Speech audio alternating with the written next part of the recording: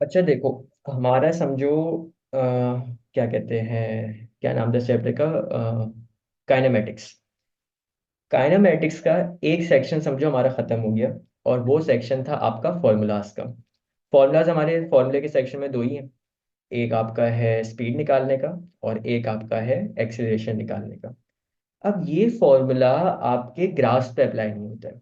ठीक है, आपके ग्राफ किस किस के हो सकते हैं? आपका ग्राफ हो सकता है डिस्टेंस टाइम ग्राफ, और आपका ग्राफ हो सकता है स्पीड टाइम ग्राफ। अगर तो आपके पास ये दो ग्राफ्स हैं, और फिर आपसे स्पीड एक्सेलरेशन या डिस्टेंस कुछ भी पूछ रहा है, तो फिर हम वो वाले फॉर्मूले नहीं लगा सकते जो हम अभी पीछे पढ़ के आए हैं। ग्राफ का समझो सेक्शन 2 है, और सेक्शन 1 का सेक्शन 2 से कोई ताल्लुक नहीं। पहली चीज। दूसरी चीज, अब यार फॉर्मूला अगर नहीं लगाना तो क्या लगाएंगे? तो यार हमने डीएसए का शॉर्टकट लगाना है। डीएसए का शॉर्टकट क्या है?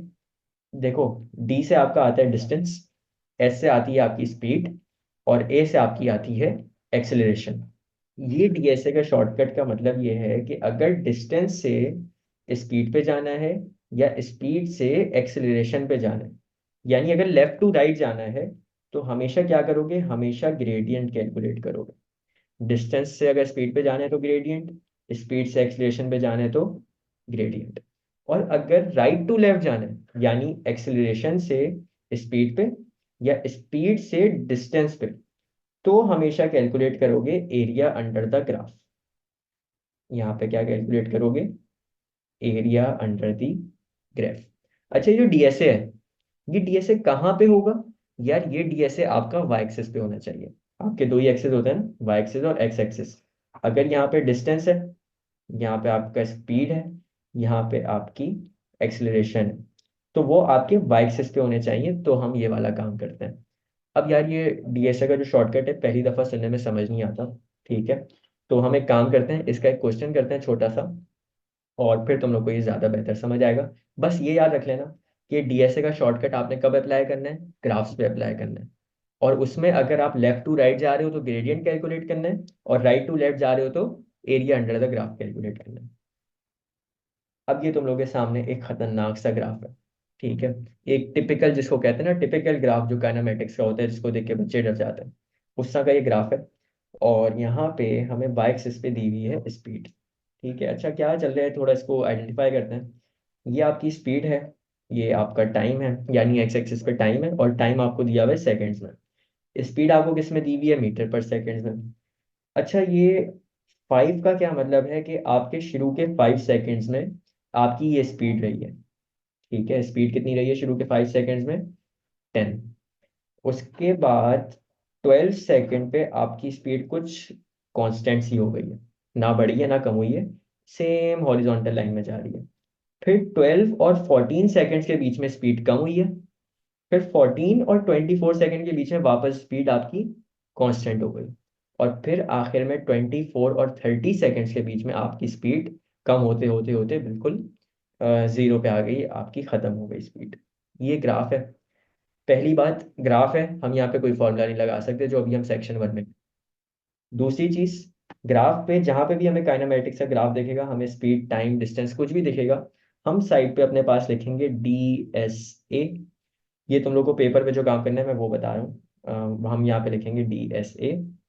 और साइड पे हल्का सा देख लेना कि डिस्टेंस से अगर स्पीड पे जाना है तो ग्रेडियंट, स्पीड से अगर आपने एक्सीलरेशन पे जाना है तो ग्रेडियंट, एक्सीलरेशन से अगर स्पीड पे जाना है या, और स्पीड से अगर आपने डिस्टेंस पे जाना है तो भी एरिया। अच्छा, देखते हैं। पहले पार्ट में कह रहा है find, part 1, acceleration in first 5 seconds. पहले 5 सेकंड में एक्सीलरेशन निकालनी है। यानी आपका पहले 5 सेकंड का क्या मतलब है? ये वाली आपने एक्सीलरेशन निकालनी है। स्पीड नहीं लिख देना यहाँ पे कि तुम यहाँ पे 10 लिख के आ जाओ। स्पीड और एक्सीलरेशन में फर्क है। ठीक है, अब मुझे बताओ, डी एस ए के हिसाब से हम कौन से ग्राफ पे खड़े हैं? हम स्पीड के ग्राफ पे खड़े हैं, हम सेंटर में खड़े हुए हैं। ठीक है, और हमने क्या ढूंढना है? एक्सीलरेशन। और एक्सीलरेशन क्या है? स्पीड के राइट साइड पे एक्सीलरेशन है ना। तो हम क्या करेंगे? हम यहाँ पे ग्रेडियंट निकालेंगे। हम यहाँ पे क्या करेंगे? हम यहाँ पे ग्रेडियंट निकालेंगे। ग्रेडियंट कौन सा है यार? ये कोऑर्डिनेट ज्योमेट्री वाला ही है, कोई इसमें नई चीज नहीं है। तो फर्स्ट 5 सेकेंड्स का मतलब है यहाँ से आपकी लाइन ऊपर जा रही होगी। तो एक पॉइंट ये ले लेते हैं और एक पॉइंट हम ये वाला ले लेंगे। तो एक पॉइंट आपका ये है, यहाँ पे आपके कोऑर्डिनेट्स क्या हैं, यहाँ पे आपके कोऑर्डिनेट्स हैं 5, 10, और एक कोऑर्डिनेट आपका आ जाएगा ये ओरिजिन 0, 0। इसको अपने क्वेश्चन के साथ लिख लो। कोऑर्डिनेट्स है 0, 0 और 5, 10। तो एक वैल्यू है x1, y1, एक वैल्यू है x2, y2। ग्रेडियंट का फॉर्मूला लगाओ, y2 - y1 तो 10 - 0, और x2 - x1 5 - 0। 10 - 0 कितना होता है 10, 5 - 0 कितना होता है 5, 5 1 = 5, 5 2 = 10। आपका आंसर आ गया 10 मीटर पर सेकेंड स्क्वायर, क्योंकि एक्सलेशन कैलकुलेट कर रहे थे तो मीटर पर सेकेंड स्क्वायर है। ठीक है, ये हमारा पहला पार्ट हो गया खुशी खुशी। सेकंड पार्ट पे आ जाओ। Retardation between 12 and 14 seconds. अब रिटार्डेशन का क्या मतलब है, एक्सीलरेशन ही निकालनी है, लेकिन कम हो रही है आपकी स्पीड, बढ़ नहीं रही, कम हो रही है। तो यार ये 12 सेकेंड ये रहे, यानी ये इधर, और 14 सेकेंड ये रहा यानी इधर। तो ये दो पॉइंट्स हैं, एक ये है और एक ये है। अगेन हमने स्पीड के ग्राफ पे खड़े होके एक्सीलरेशन ढूंढनी है, तो क्या निकालना होगा ग्रेडियंट, और ग्रेडियंट के लिए हमें क्या चाहिए होते हैं, हमें चाहिए होते हैं पॉइंट्स। तो ये वाला कोऑर्डिनेट है आपका 12, 10, और ये वाला कोऑर्डिनेट है आपका 14, इसकी वाई की वैल्यू कितनी है, इसकी वाई की वैल्यू 6 है। तो 14, 6 दोनों कोऑर्डिनेट्स नीचे लिख लो।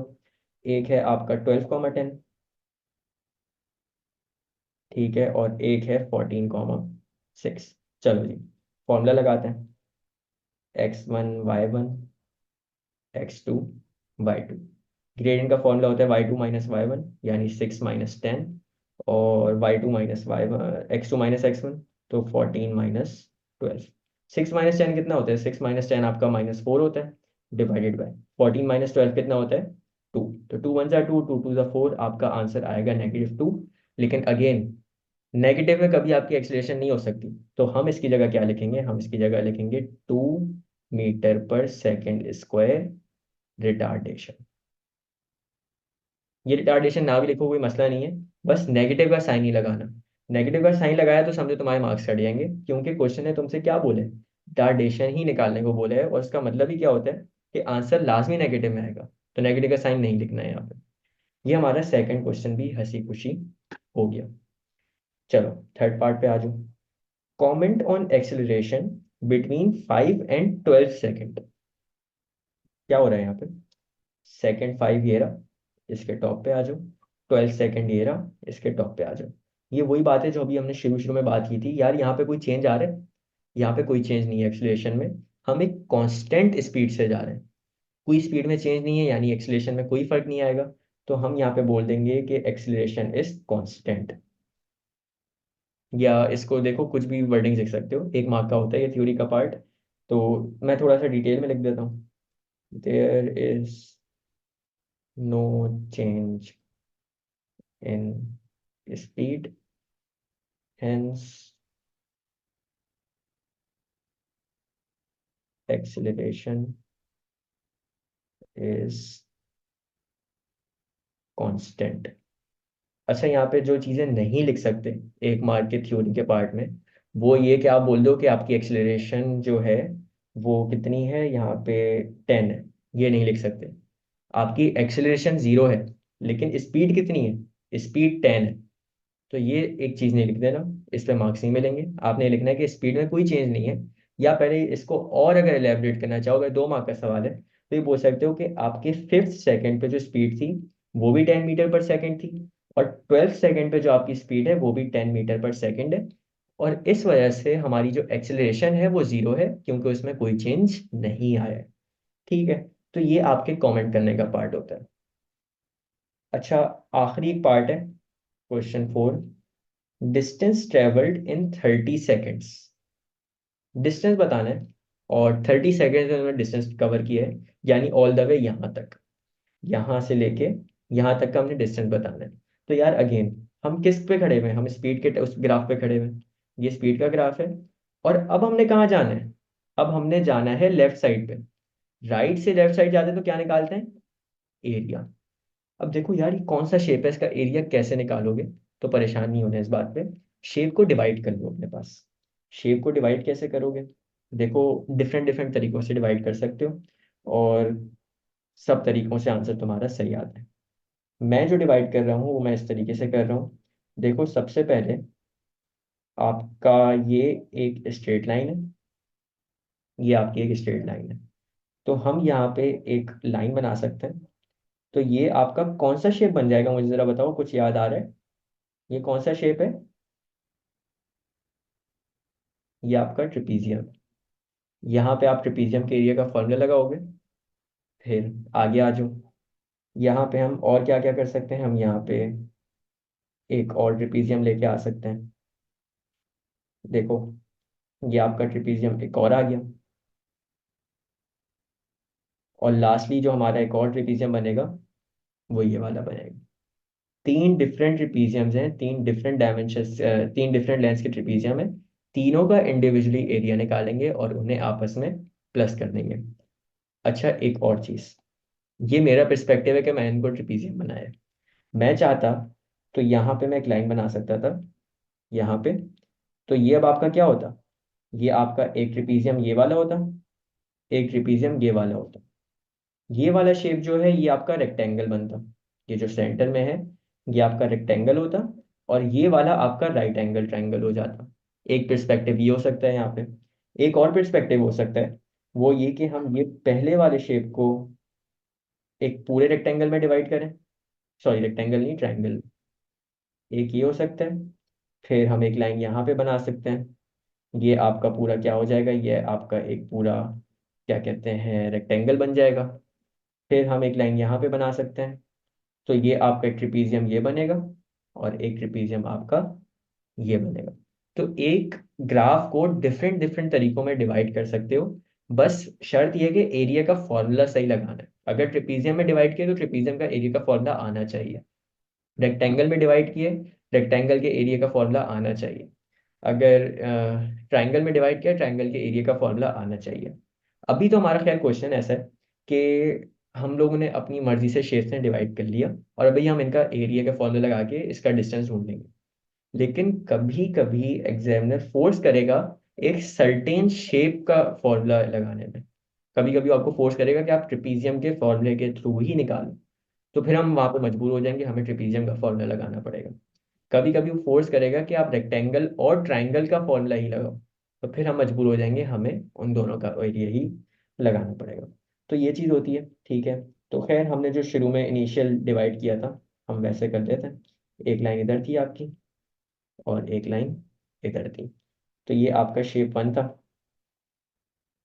ये आपका शेप टू था, और ये आपका शेप थ्री था। हम तीन ट्रेपीजियम्स के एरिया निकालेंगे, जो कि हमारा किसके बराबर होगा, जो कि हमारा डिस्टेंस के बराबर होगा। इन तीनों हिस्सों को जरा हम हाईलाइट कर लेते हैं। पहले ये वाला एक आपका शेप है, जो अभी हमने ब्लू से हाईलाइट किया। ये आपका कौन सा शेप है? ये आपका ट्रेपीजियम है। फिर आपका एक ये वाला शेप है, ये भी आपका कौन सा शेप है? ये भी आपका ट्रेपीजियम है। और लास्ट में आपका ये वाला शेप है, एक मिनट, ये जो अभी मैंने रेड से हाईलाइट किया, ये भी आपका ट्रिपीजियम है। तो तीन ट्रिपीजियम्स हैं, और हमने इन तीनों ट्रिपीजियम्स का एरिया निकालना है। तो हम एक काम करते हैं, यही डायग्राम पे निकाल लेते हैं एरिया। अच्छा, एक चीज़ और वो ये कि अभी तो हम सीख रहे हैं, इस वजह से डायग्राम पे हम इसका एरिया निकाल रहे हैं। लेकिन पेपर में तुम लोग ये काम नहीं कर सकते कि पेपर में तुम लोग इसी डायग्राम के ऊपर इसका एरिया निकाल के बता दो, उसके मार्क्स नहीं होता है, ठीक है। तो खैर, अभी हम ब्लू वाले ट्रिपीजियम का एरिया निकाल रहे हैं। फॉर्मूला होता है हमारा 1/2 multiply by sum of parallel sides, जिसको हम क्या बोलते हैं, a+b मल्टीप्लाई बाय हाइट। अच्छा जी, सबसे पहले वाली आपकी जो पैरेलल साइड है वो एक है यहाँ से लेके यहाँ तक, जिसकी लेंथ कितनी है? जिसकी लेंथ आपकी 12 है। एक मिनट में कलर सही कर लूँ, ये वाली, इसकी लेंथ आपकी 12 है। और इसकी लेंथ कैसे निकालेंगे यार? सिंपली 12 में से 5 माइनस कर दो। तो 12 माइनस 5 कितना होता है? 7। तो इसकी लेंथ 7 है, और इसकी लेंथ 12 है। तो सम ऑफ पैरेलल साइड्स हमारे पास आ गई 7 और 12। तो 1/2 multiply bye 7 + 12 multiply by height. कौन सी होती है? हाइट आपकी परपेंडिकुलर हाइट होती है, जो कि 90 डिग्री बना रही होती है। और वो ये वाली लेंथ गिवन है, कितनी है? ये आपके पास 10 है। तो मल्टीप्लाई बाय 10। तो 2 1 ज़ा 2, 2 5 ज़ा 10, आपके पास अब सिंपली क्या रह गया, 7 + 12, 7 + 12 कितना होता है 19, 19 मल्टीप्लाई बाय 5, इसका मेरे ख्याल से आंसर आ जाएगा आपके पास 85। मैं फिर भी एक दफ़ा कैलकुलेटर में क्रॉस चेक कर लूँ। 19 मल्टीप्लाई बाय 5, 95 होता है, सॉरी मैंने गलत लिख दिया। ये आपका आंसर है 95। एक ट्रेपीजियम का एरिया निकाल लिया।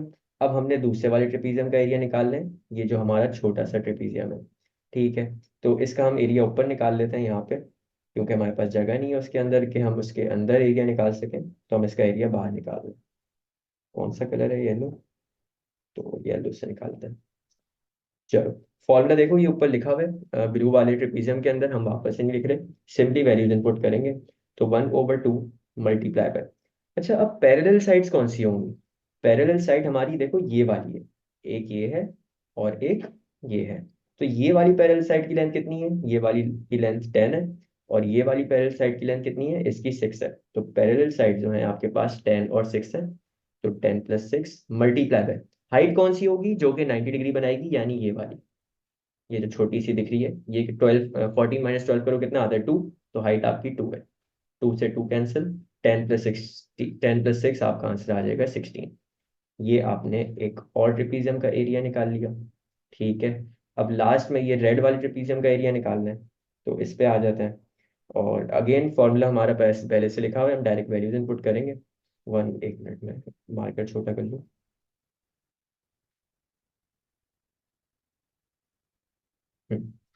तो 1/2 मल्टीप्लाई बाय पैरेलल साइड्स, एक साइड पैरेलल आपकी ये है और एक ये है, तो इसकी लेंथ निकाल लेते हैं। इधर 14 है, इधर 30 है, 30 - 14 कितना होता है 16, तो ये लेंथ 16 आ जाएगी। और ये वाली लेंथ कितनी है, ये आपका इधर 24 है, इधर 14 है, तो ये कितनी आ जाएगी 10। तो पैरेलल साइड्स आपके पास आ गई 16 और 10।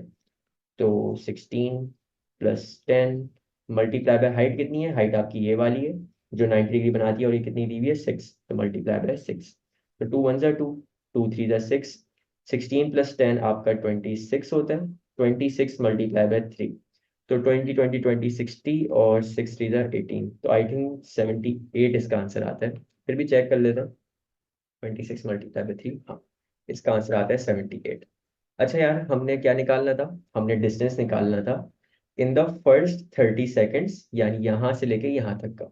तो हमने देखा कि हमारे शेप्स कौन कौन से आ रहे हैं। तो एक हमारा शेप था ट्रिपीजियम, दूसरा भी शेप था हमारा ट्रिपीजियम, और तीसरा भी शेप था हमारा ट्रिपीजियम। तो तीनों के अलग अलग एरिया निकाल लिए। एक का आया 95, एक का आया 16, एक का आया 78। इन तीनों को प्लस कर देंगे तो हमारे पास टोटल डिस्टेंस आ जाएगा। तो आखिरी वाले पार्ट पे आ जाओ। एक आपके पास आया है 95, एक आपके पास आया है 16, और एक आपके पास आया है 78। ये आखिरी वाले पार्ट है। तो 95 + 16 + 78, ये आपके पास आंसर आ जाएगा इसका 189 आंसर आ जाएगा। ठीक है।